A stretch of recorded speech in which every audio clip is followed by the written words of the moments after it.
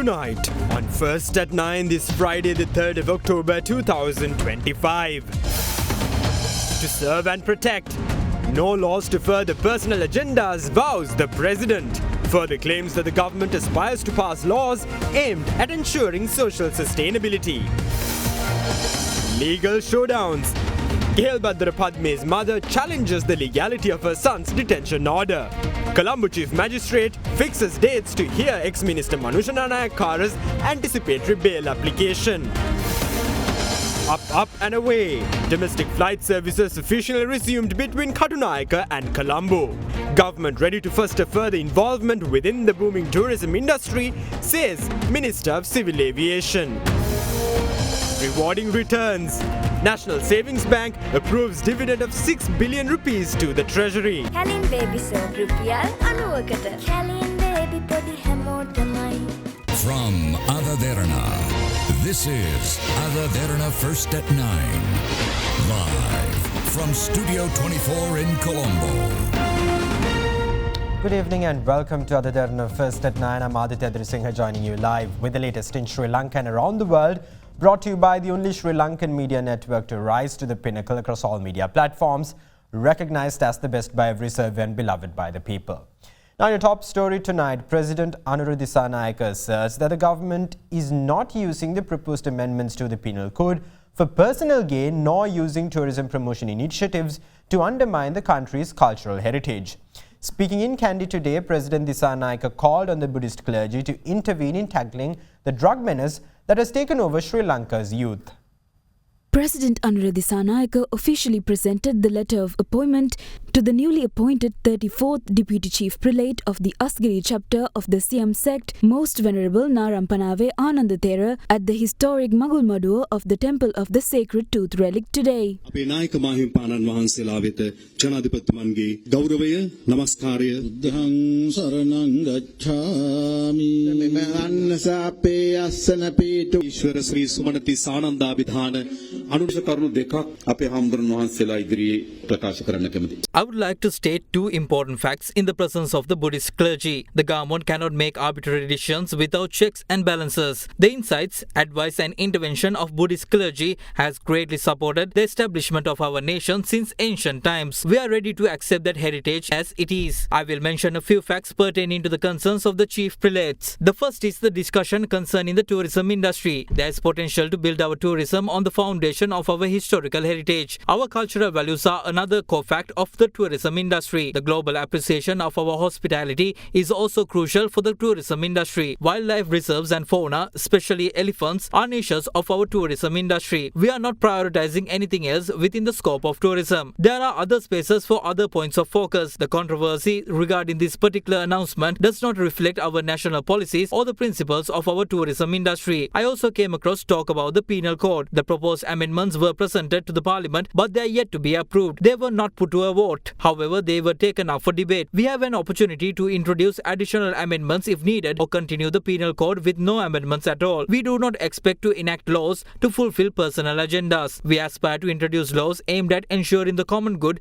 and social stability. We cannot move forward with a collapsed society. We were able to open up doors for information regarding the drug menace. These doors were shut tight with no access possible. Sri Lanka Police, led by the Inspector General, was able to slightly open these doors. However, we are yet to fully pass the threshold. Yet at the very beginning, we discovered the terrifying truth. Narcotics production facilities, hoards of weapons and ammunition, containers of raw materials, unopened brand new firearms, hundreds of kilograms of drugs, a younger generation addicted to these narcotics and those engaged in distribution. We can always close these doors and wash our hands of this. If not, we can keep walking ahead instead of turning back. We have chosen to keep walking. We must put an end to this national crisis. Hundreds of thousands of youngsters have fallen prey to the drug menace. Teachers of certain schools are aware of children bringing narcotic substances to school. However, they refrain from taking action over fears of harsh consequences. Drug distribution is also taking place within universities. We have an aspiration to initiate a national initiative to putting an end to this social crisis. We inform all addicts and dealers to put an end to this. A social awakening is crucial at this point in time. I believe the Buddhist clergy has a bigger role to play in this operation, even that of the government. අන්නේදී අපේ හාමුදුරන් වහන්සේලාට පැවරෙන කාර්යභාරය රජයේ කාර්යභාරයටත් වඩා විශාලයි කියලා මම හිතනවා. ඔයාගේ හීන ලන්තයට අපිත් එක්ක යන්න අදම සනස ලයිෆ් එක ඉන්ෂුවර් වෙන්න. Now, opposition leader Sajid Premadasa asserts that the country's agriculture sector has collapsed due to the shortage of agricultural inputs and the lack of a stable price for agricultural produce. While meeting farmers in Rajangane today, the opposition leader called on the government to resolve salient concerns grappling Sri Lanka's agricultural sector. A public meeting was held recently in Rajangane today, chaired by opposition leader Sajid Premadasa as part of the opposition leaders' mobile service program. During the meeting, farmers of the area aired their grievances with the opposition leaders. The public is helpless. There's a shortage of fertilizer. A quality control system or a control price has not been established for agrichemicals. Agriculture equipment is sold at exorbitant prices. Agriculture inputs are also overpriced. Crop damage caused by the human-elephant conflict is very common nowadays. This has also threatened the lives of the people. After all this struggle, farmers expect a stable price for their crops. However, a kilogram of paddy is being sold at 90 or 92 rupees in the Rajangane area. Members of parliament who deceived the public by pledging to establish a stable price of 150 rupees for paddy now claim that farmers are content. The agriculture sector has collapsed. However, the government's prime focus nowadays is to build toilets 5 kilometers apart. The government should pause that project for a moment and focus on developing the country's agriculture. Sarva Jana Balaya leader MP Dilith Jayavira criticizes the traditional welfare schemes including Asvesuma, pointing out that they perpetuate the cycle of poverty as opposed to alleviating it. He shared these thoughts in Gampula. The Gampula Angamana Sarvajana Sabha was set up yesterday under the patronage of Sarvajana Balaya's leader, MP Dilith Jayavira. We intend to build our party up by empowering its members through meaningful political action. We've set up the Sarvajana Trust and appointed a Director General who has commenced executing his duties already. The focus of these endeavours is to invigorate an entrepreneurial attitude within society. The government has also begun replicating these efforts. Rural entrepreneurial societies are being set up through the Small Enterprise Development Department. Why have they initiated these efforts? They have started those initiatives because our leader pioneered them first. That, however, is a positive development. The government has realized that entrepreneurship must be prioritized.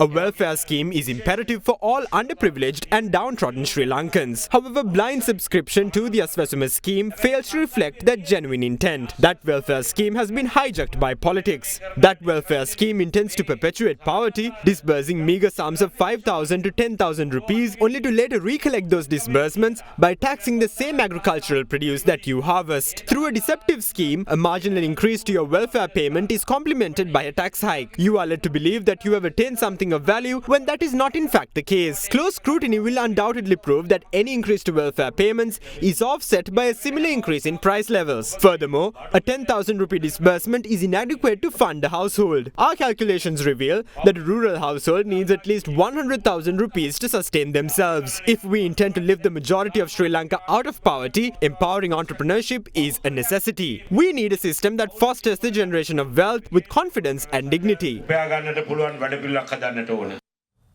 Now, in your law and order related updates, the Colombo Chief Magistrates Court ordered that the anticipatory bail application filed by former Minister Manushana Nayakkara to be taken up for consideration on the 8th of October. The application seeking the former minister's release on bail before a possible arrest by investigating authorities was called before Colombo Chief Magistrate Asanka S. Bodaragama today. Assistant Director General of the Bribery Commission, Anusha Samanda Peruma, submitted written objections to the application when the case was taken up. In response, President's Counsel Sali Piris, representing former Minister Nayakkara, requested the date to file a written response to the objections so raised. Accordingly, the magistrate directed the Defence Counsel to submit the written response by next Tuesday and fix the application for consideration on October 8th. The Bribery Commission is currently investigating alleged irregularities concerning the recruitment and deployment of workers to Israel for agricultural employment during Manushana Nayakkara's tenure as the Minister of Labour and Foreign Employment.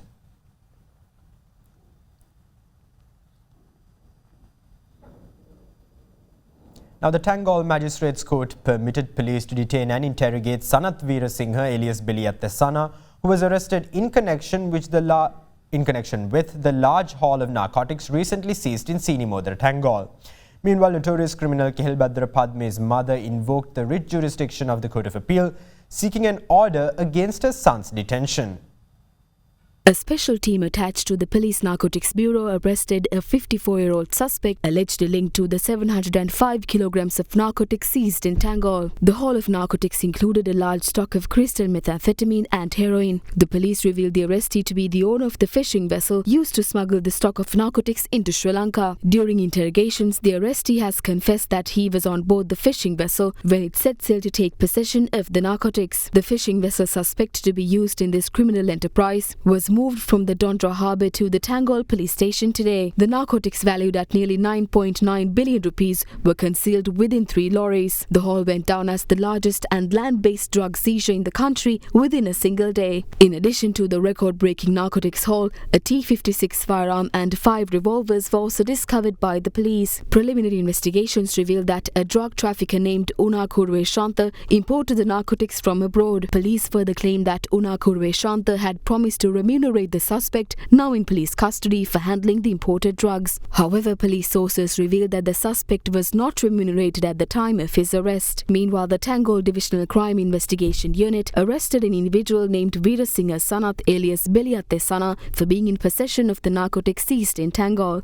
Sanath is also suspected of assisting Ganishka Jairuan Vijayasiri alias Bhumithala, the alleged mastermind of the trafficking operation, to flee Sri Lanka. After being produced before the Tangol Magistrates Court, the police was permitted to detain and interrogate Beliatte Sana until October 9th. Meanwhile, notorious criminal KL Badura Padme's mother filed a habeas corpus petition invoking the writ jurisdiction of the Court of Appeal. The petition filed seeks an order declaring KL Badura Padme's detention to be illegal. The petition also seeks interim relief to prevent the transfer of her son to any location outside the Criminal Investigation Department until the matter before court is concluded. During the hearing, counsel appearing on behalf of the Attorney General provided an undertaking that the detainee would not be transferred until the matter before court is adjudicated. During interrogations, we found last Tuesday a stack of weapons hidden by KL Badar Padme. A micro pistol and rounds of ammunition were found hidden in Alpitia. In other related developments, the police have introduced several new telephone numbers for the public to provide information on narcotics. According to police, starting today, such information can be reported to the respective DIGs in charge of districts and the senior superintendents of police in charge of divisions under the supervision of the senior DIGs. A political discourse today was dominated by the government and the opposition, accusing each other of being linked to drug trafficking. This fierce debate comes off the back of Sanath Veerasinghe alias Beliatte Sana's arrest. What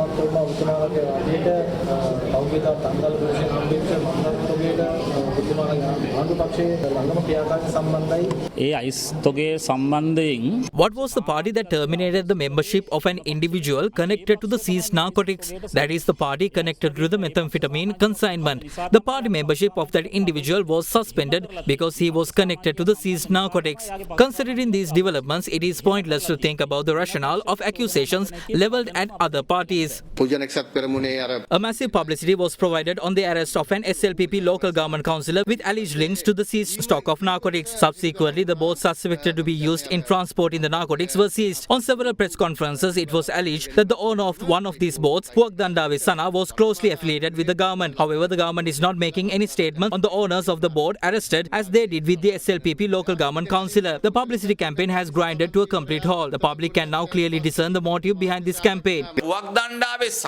A Facebook page under the username Puak Dandawe Sana or Sanath Veerasinghe contains posts supporting the president. We do not know if the president is closely acquainted with him. However, Vimal Veerawansha accused the president of being closely acquainted with him. Where are the protesters who held demonstrations against the methamphetamine manufacturing facilities in Tangol now? Why are they not opposing Puak Dandawe Sana? The president has previously asserted that they were unaware of Ibrahim, whose sons were linked to the Easter Sunday attacks. At the time, Ibrahim was a nominee among the nationalist candidates. However, in this case, the president is closely acquainted with Puak Dandawe Sana.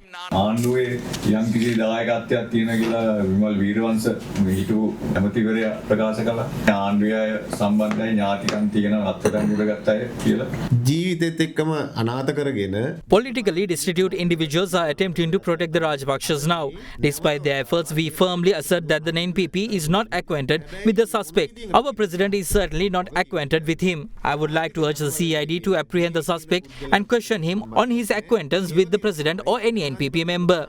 If so, the details of their meeting should be revealed to the country. හොඳම phone එකක් ගන්න. ළඟම අපාන්ස් එකට යන්න. The World Education Fair 2025. Entrance free. Register now. And now here's a look at more local news across the island in brief. 10 live hand grenades found inside a school bag in the Alutmavata area of Modara were safely defused today by the Kalaniya Police Special Task Force Bomb Disposal Unit in Crow Island, Modara. The bomb was defused subsequent to an order delivered by court.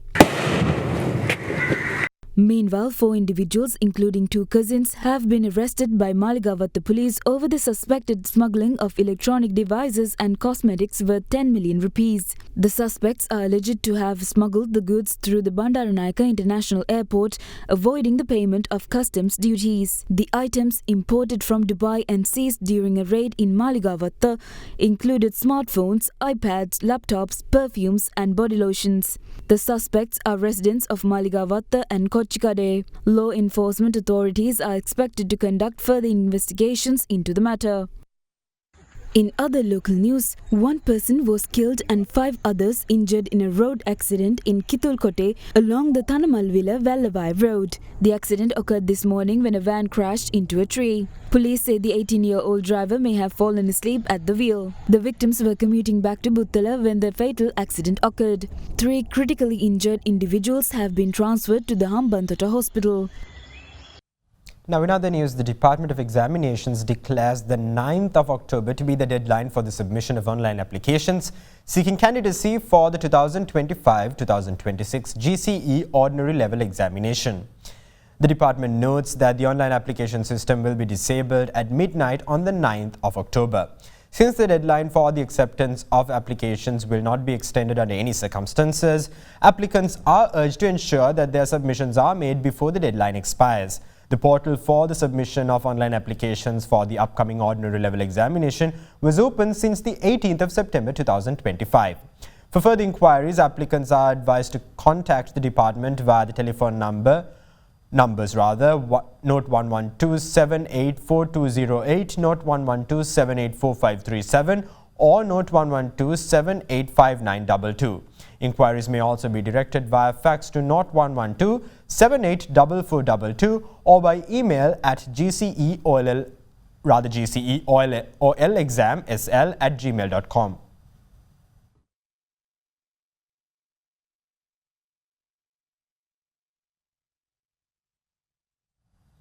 A Cinnamon Air Cessna 208 aircraft touched down at the Beira Lake today, officially resuming domestic flight services between Katunayake to Colombo. Speaking at a ceremony celebrating the resumption of the service, Minister of Ports, Highways and Civil Aviation Bimal Ratnaike claims that the authorities are ready to foster more involvement within the country's booming tourism industry.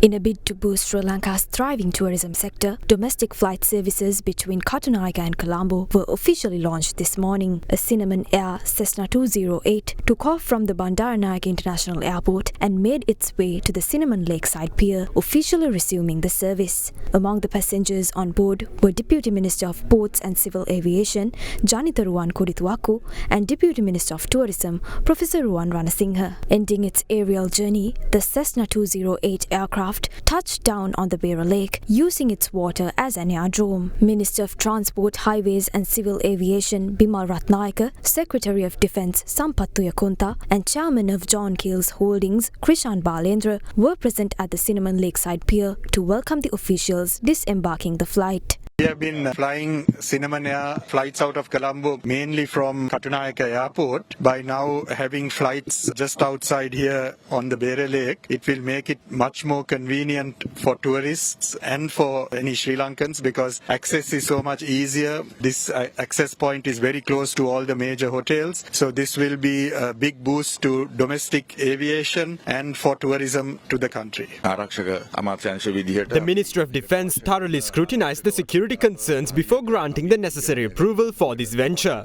To bolster the country's tourism industry, we intend to boost this service by facilitating further expansion. Expand කරගෙන operate කරන්න තමයි බලාපොරොත්තු වෙන්නේ. Seaplane භාවිතා කිරීම සම්බන්ධව Companies providing seaplane services were confronted with a host of challenges in the past. Particularly obtaining the required security clearance to operate this service was quite cumbersome. The Ministry of Defence along with its secretary intervened by duly granting the required clearance after closely scrutinizing the applications made. Those efforts paved the way for the Beira Lake to be utilized as an aerodrome. I urge all companies interested in tourism to involve themselves in these operations. The government will facilitate all your requests. සෑම පහසුකක්ම ලබා දෙනවා.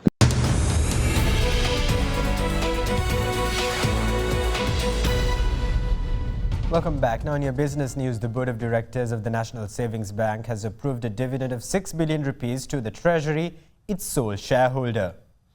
NSB reported a profit before tax of 28.5 billion rupees for the year 2024 and 25.5 billion rupees for the first half of the year 2025, enabling it to make this substantial contribution.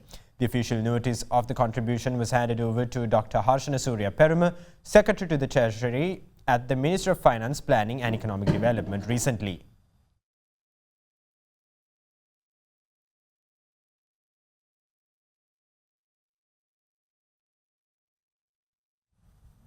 Now in other business news, the Colombo Stock Exchange closed in positive territory today with the benchmark ASPI crossing 22,000 points to mark for the first time in history. The ASPI gained 143.1 points to close at 22,094.89 points. Meanwhile, the more liquid S&P Sri Lanka 20 gained 39.30 points to end the day at 6,187.51. Market turnover was 9.7 billion rupees. Foreign participation in market activity remained at subdued levels, with foreigners closing as net sellers, with foreign sales worth 149 million rupees. Now let's take a look at the foreign exchange rates during the day.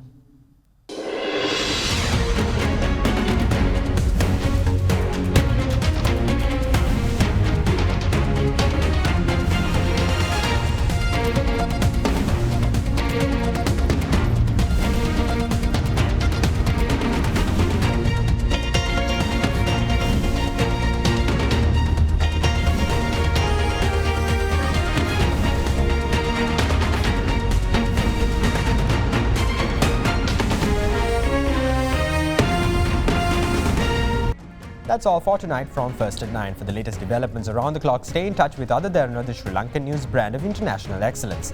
Thank you for joining. Have a great night.